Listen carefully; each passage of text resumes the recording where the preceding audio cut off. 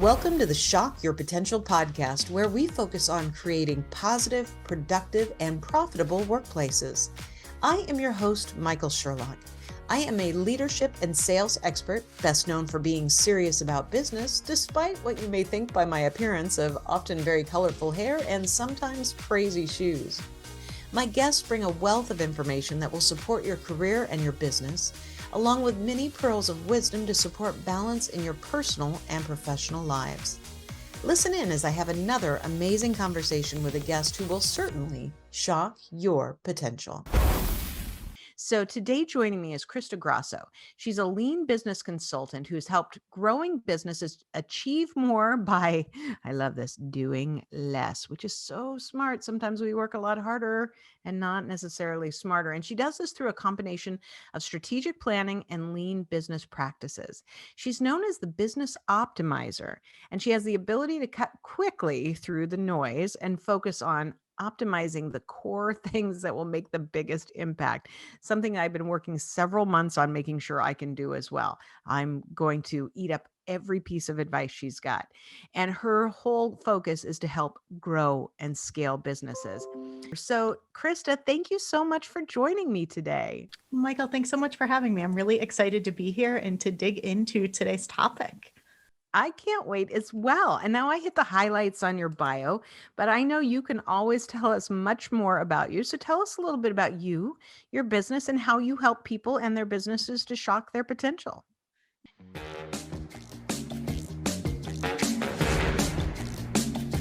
As you mentioned, right, I help people achieve more by doing less. And the core thing there that I see so many business owners do is they aren't really clear on the things that matter most in their business.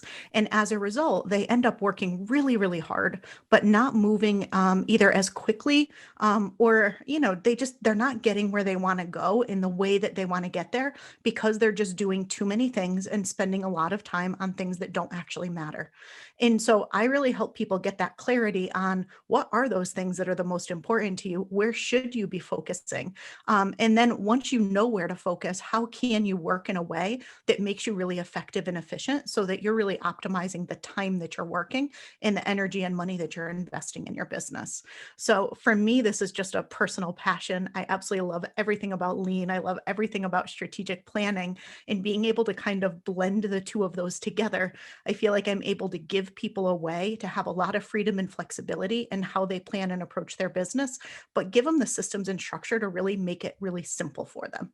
This morning as I sat down, I said these words to myself today. I'm like, Sherlock. So, when I call myself Sherlock, that means I'm in trouble in some way. I'm like, Sherlock, the last few days, maybe even weeks, you've been working too hard in your business and not hard enough on your business. And I know that for me, that's a real big challenge because I can get caught up in the projects and the work. And certainly there's things that I need to do to work in my business. But at critical times, the beginning of a new year, right before, well, once a quarter. I mean, for me, once a quarter, I need to take time out to work on my business, or else all I'm doing is a hamster on a wheel, which I know is something that you talk about a lot as well.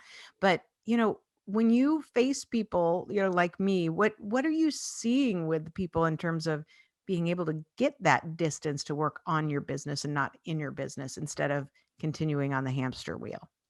Yeah, I mean, I think the most critical thing is what happens is people end up in firefighting mode, right? They've got this really long to-do list. They feel a lot of pressure that there's Mhm. so much that needs to be done, and they're being very reactive because they feel pulled in a lot of different directions, whether it's by their team or their customers or just responding to different things that they're hearing in the world, right? In the different things that they're leveraging in their business.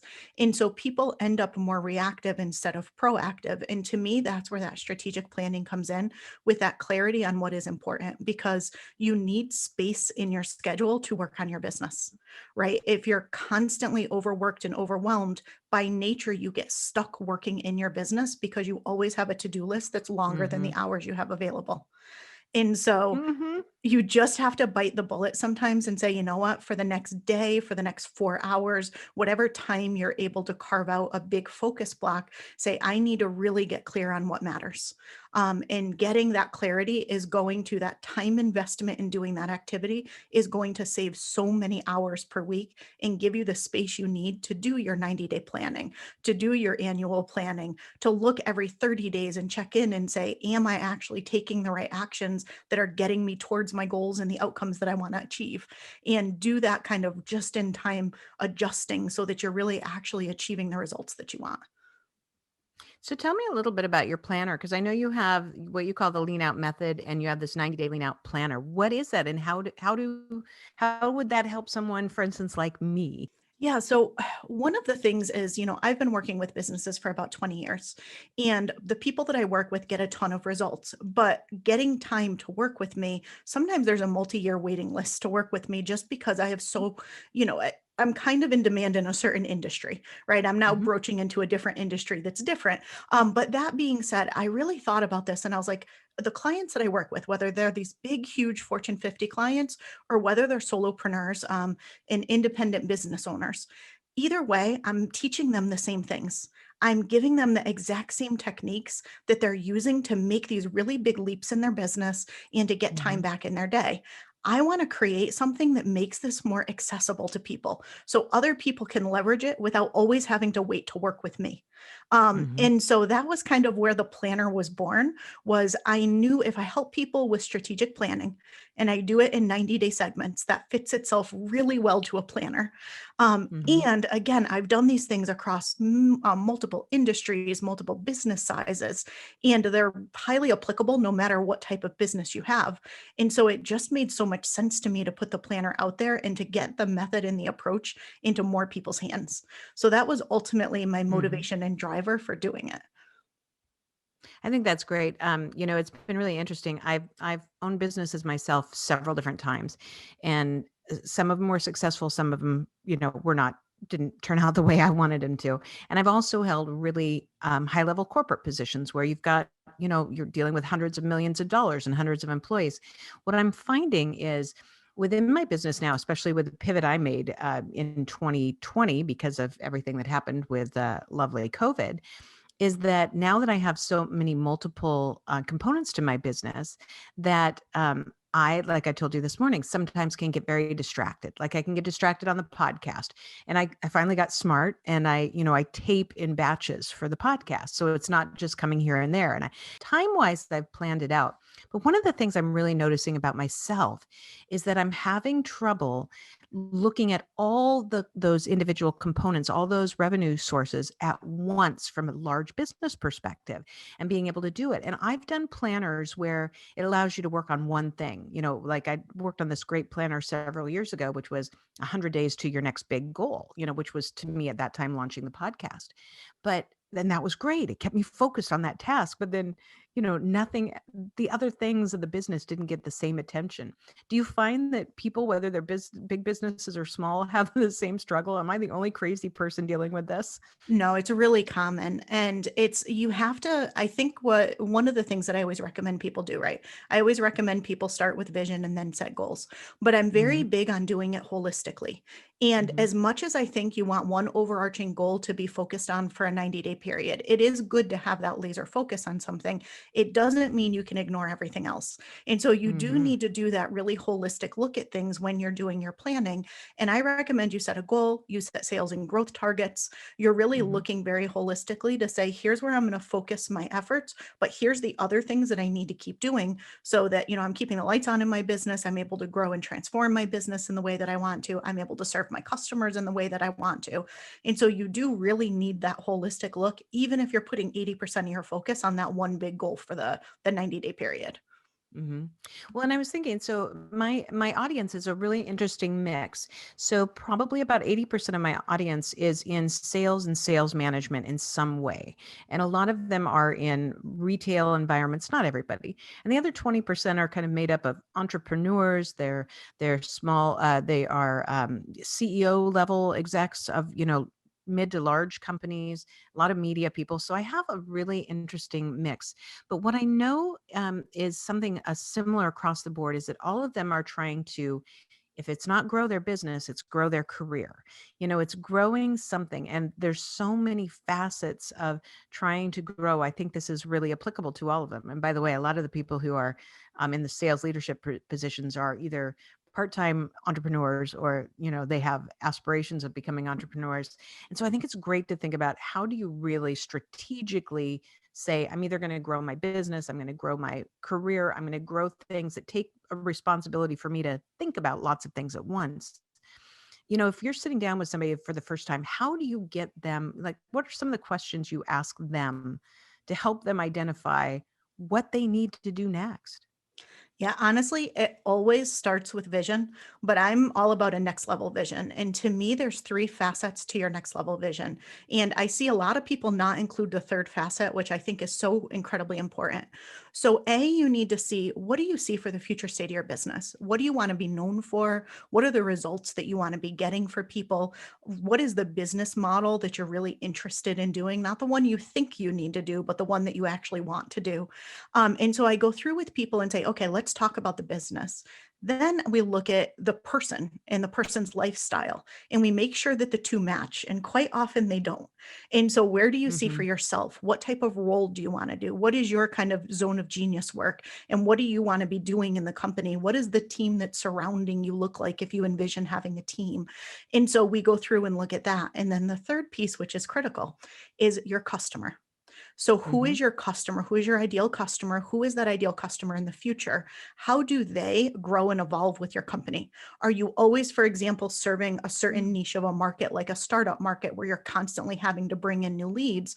Or do your customers grow and evolve with you and your offers need to grow and evolve with you? Even Mm. if you're serving that same market, are there things you can do to ascend and kind of have next level offers for those customers so they can stick with you? So we just kind of look at and paint this very holistic picture of, what do you see in the future? And some people can't see further than like a year, right? That's as far as they can see. Some people have got the 30-year plan. Whatever it is fine, because I think our vision evolves as we grow and evolve. Hmm. But we always start there, because I think the nice thing about that is it gives you that clarity on, sometimes it gives you the clarity on what's important, but it usually gives you the clarity on what's not important. You can really Mm. quickly run things through the filter of, does this align with the vision that I see for myself and my business and my customer? And if it's a no, you know that's something that you could eliminate off your plate. And so we Mm. always start there. And then the Yeah. next logical question is, okay, what's the biggest, most impactful thing that we can do next in the next 90 days that's going to start to make that a reality? So if somebody does set Ah. that 30-year vision, we break it down to a 1-year vision and we'd say, okay, for 2021, what is this really looking like, right? Like if we're talking January 1st, 2022, and we're having a conversation and you're telling me this is the best year I've ever had in my business, in my life, Ah. why? What made it that way? What needed to happen to make that, a reality? And so we kind of go through that activity and then look at the next 90 days. What's the most important thing that you can do that takes you closer to that? I love that. That's a really great way to look at it, especially asking yourself a year from now, if I could say this was the best year ever, why was that? And not just because, hey, we made more money or we hit goals or whatever. It's because of whatever program or whatever investment we made that had this kind of ROI. So yeah, being very clear about what you're trying to achieve. And I like that too, about telling you what things you can take off your take off your list. And it's interesting, as you were talking about the people that you're surrounded with, who's a part of your team and why are they a part of your team? And I'm constantly asking myself that question with my team, because my team is growing. They're all virtual. Excuse me. I mean, lots of people are virtual now these days anyway, but it's constantly a question: do I have the right people in the right positions doing the right things? And sometimes you have to make tough choices with that. You can like Mhm. somebody, but if they are not aligned to getting you to where you need to go, then you can't let that sense of I like them get in the way of I don't need them. In fact, maybe by keeping them, maybe they're really holding me back from the next level. Yeah, I couldn't agree more. And, you had mentioned earlier about how do you stay flexible? And I think Mhm. one of that gets right back to what you were just saying, and it's focusing on the outcomes instead of the actions. And if Mhm. you have a person who maybe they will check all the boxes and do all the things, but they're not actually getting you the outcomes and the results that you need, that's something where you really have to evaluate that and say, are they really the right fit for my company? Do I need to maybe work with them and mentor them or give them more training if they are? But if not, a lot of times that's usually a red flag that somebody's going through, they're doing the things like at the end of the week, they're like, yep, Mhm. did that, did that, did that. But you're not Check, check, actually check. seeing anything happening. You're not getting the results that you wanted. Very good. Yeah, I always say you need to have, like I said, you need to have the right people in the right positions doing the right things.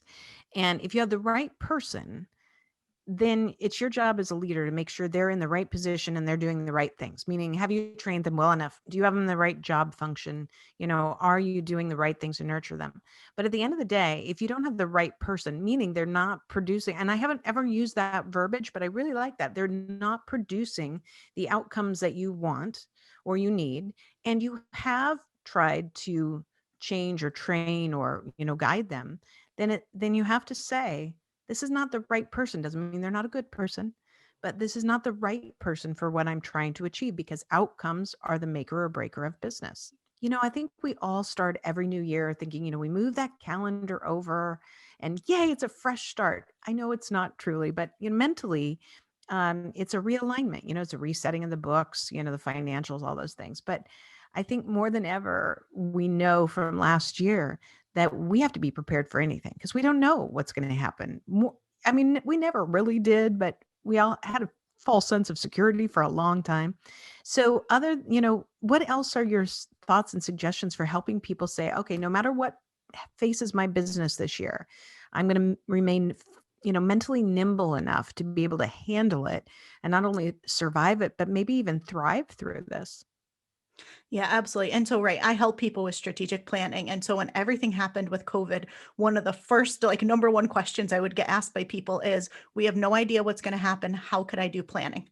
And I think that in times of uncertainty, it's actually more important that you do planning. But it's a Yes. different type of planning. And so when I started my career, 20 plus years ago, I was in project management. And it was more of that traditional project management style where you very predictably needed to know every last detail and everything that was going to happen and how it was going to happen, on what day it was going to happen, really far in advance. Right. And that never really set quite right with me. And over the years, I moved to working in more of an agile way where you're more adaptive and you do things in short little iterations and you Hmm. learn and you figure out what's working and what's not, and you pivot as you need to. And that made so much more sense to me. And I think that that is honestly the key in planning. And that's what I tried to do with the lean strategic planning and pulling that all together is you need your vision, you need your roadmap, you need to know where you want to go, you need to know what's important and why it's important. But you need to be really flexible on the actions. When I'm Hmm. talking about planning and it being important, it's not the specifics, it's not the detail. It's not on Thursday at 10 a.m., 6 months from now, I'm going to be, right?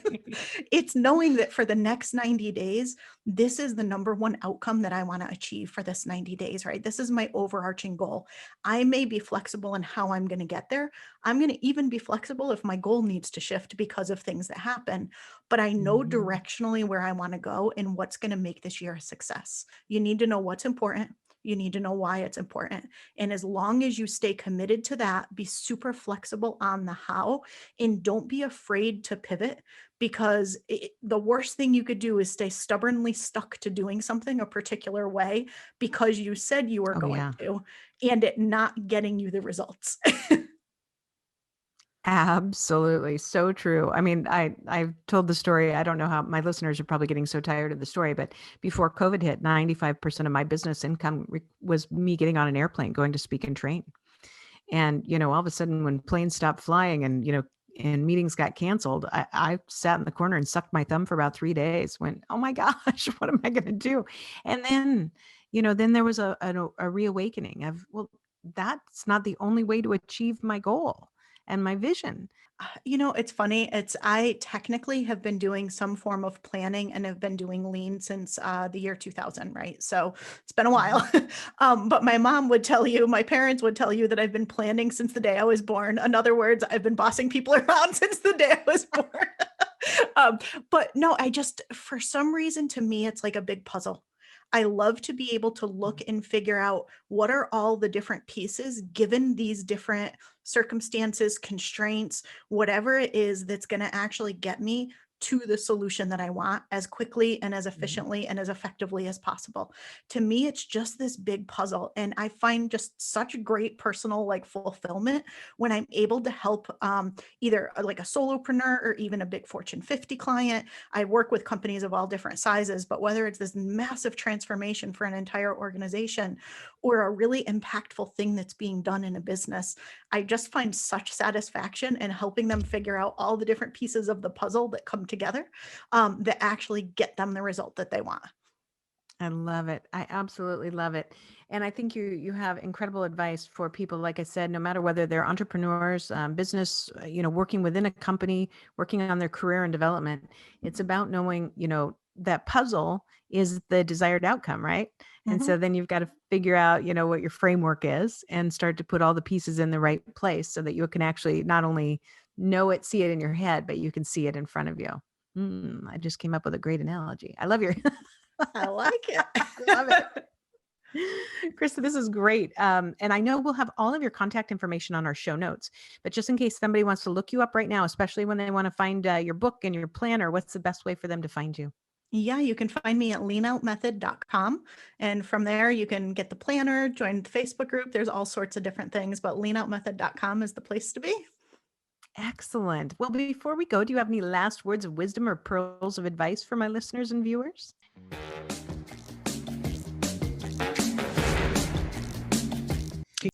Yeah, one of the things that I say all the time is you don't actually need more time. You need to lean out your business. And so if you're in that place where you feel like if I just had more time, and I think many of us feel that way, especially in the early days, I know I did, you really just want to get that clarity on what is actually important and what is important right now in these 90 days. And you want to make sure that the things you're doing on a day-to-day basis actually support that long-term vision and the goals that you set for this 90 days, and that you don't have a disconnect between the two. Because I frequently see a pretty big disconnect, and the things people spend their time on aren't actually the things that are going to bring them where they want to go. And so just really get clear on what's important and don't be afraid to say no to and eliminate everything else. That's what leaning out is all about. And I think it's so incredibly important. And that is how you get the time back in your day for the things that are more important to you, that are important to you outside of your business, as well as that time to work on your business. Oh, Crista, great advice. You've been an excellent guest. Thank you so much for being on our show. Thanks so much for having me. Thank you for joining us on another episode of the Shock Your Potential podcast. And as always, don't forget to subscribe, rate, and like us today.